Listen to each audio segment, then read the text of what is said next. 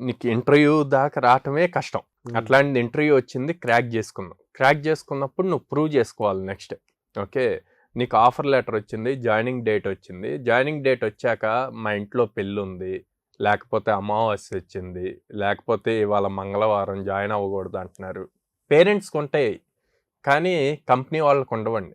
కంపెనీకి ఎప్పుడు క్లయింట్స్ ఉంటారు, ఆ క్లయింట్స్కి ఆన్ టైం డెలివరీ చేయాలి, దానికి తగ్గట్టే హైరింగ్ జరుగుతుంది. ఎమోషన్స్ ఉండవు.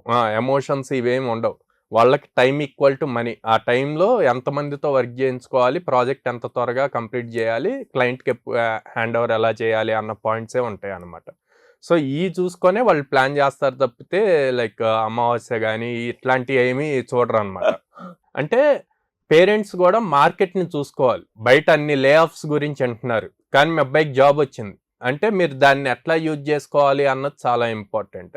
దాన్ని at the same time students కూడా థింక్ చేయాలి, పేరెంట్స్కి అర్థమయ్యేట్లు చెప్పాలి.